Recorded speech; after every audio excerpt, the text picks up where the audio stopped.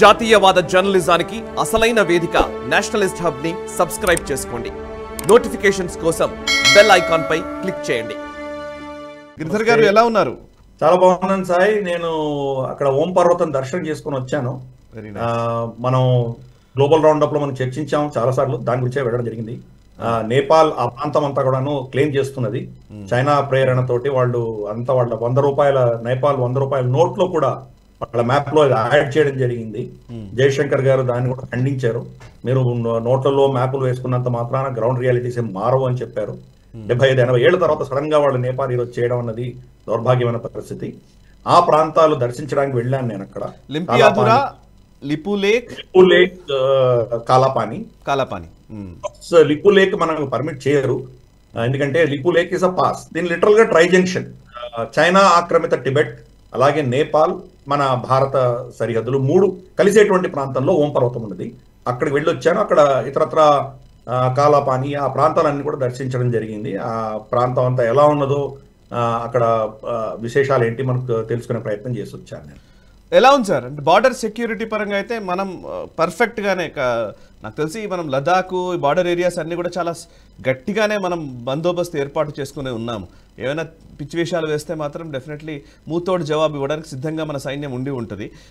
ఇంకా ఏమైనా అక్కడ విశేషాలు చెప్తారా? ఇప్పుడు ఏమైనా మనం మాట్లాడుకోవాల్సినవి గ్లోబల్ రౌండప్లో అంటే 2-3 అంశాలు ఉన్నాయి. ఒకటి, మనకు రక్షా మంత్రి రాజ్నాథ్ సింగ్ గారు అనౌన్స్ చేశారు, దార్చులా నుంచి ఈ ట్రై జంక్షన్ వరకు రోడ్ వేసామని చెప్పి అనౌన్స్ చేయడం జరిగింది. అది ఓన్లీ 25% తయారైంది, మిగతా 75% ఇంకా పని నడుస్తున్నది. చాలా దగ్గర ఇంకా పని మొదలు పెట్టవలసింది కూడా ఉన్నది. అది కాకపోతే 10 ఏళ్ల క్రితం ఇది కూడా లేదు. 10 ఏళ్ల క్రితం ఆల్మోస్ట్ లిటరల్ గా దార్చులా తర్వాత మన సైనికులు శారదా నది ఒడ్డున నడుచుకుంటూ వెళ్ళవలసినటువంటి పరిస్థితి, లేదా హెలికాప్టర్లో వాళ్ళ ఎక్విప్మెంట్ డ్రాప్ చేయవలసినటువంటి పరిస్థితి. అటు టిబెట్ సైడ్ 20-30 మంది కంటే ఎక్కువ ఉండేవాళ్ళు కాదు గతంలో పిఎల్ఏ సోల్జర్స్, కాబట్టి మనకు కూడా పెద్ద ఇబ్బంది ఉండేది కాదు. కానీ గల్వాన్ ఘటన జరిగిన తర్వాత అక్కడ లిటరల్ గా ఒక బెటాలియన్ తీసుకొచ్చి పెట్టింది Chinese PLA Lipu lake pass అటువైపున. కాబట్టి మనం కూడా డిప్లాయ్ చేయడం మొదలు పెట్టాం. మనం రోడ్ ఇన్ఫ్రాస్ట్రక్చర్ అనేది ఇప్పుడు మొదలైంది.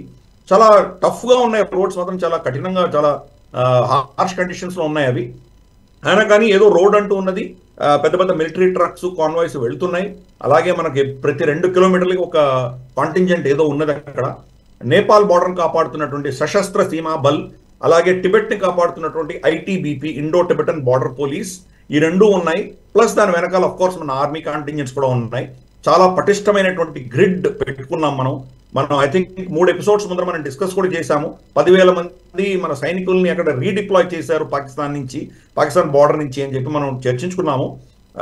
ఈ గ్రిడ్ అంతా కూడాను హిమాచల్ ప్రదేశ్, ఉత్తరాఖండ్ అంతా కూడాను మళ్ళీ చైనా ఎటువంటి దుశ్చర్యలు చేయకుండా మన ఫోర్సెస్ ని చాలా పటిష్టం చేశాము. అక్కడ మన ఫార్వర్డ్ బేసెస్ కావచ్చు, దానికి కావాల్సిన సపోర్ట్ స్ట్రక్చర్ కావచ్చు, లాజిస్టిక్స్ సప్లై అంతా కూడా మనం పటిష్టం చేసుకున్నాం మనం. కాబట్టి ఇది చాలా అద్భుతమైన విషయం. ఇది జరిగింది గత 4-5 సంవత్సరాల్లో జరిగిన డెవలప్మెంట్స్ ఇవన్నీను. లిటరల్ గా మనకు బార్డర్ రోడ్స్ అన్ని కూడా గత 10 సంవత్సరాల కంటే ముందర ఏమీ లేవని చెప్పాలి. 10 సంవత్సరాల్లో మన సరిహద్దుల సెక్యూరిటీ అనేది గణనీయంగా పెరిగింది అనడంలో ఎటువంటి సందేహం ఎవరికి ఉండవలసిన సమస్య లేదు. అది నిజంగా we should really appreciate the government.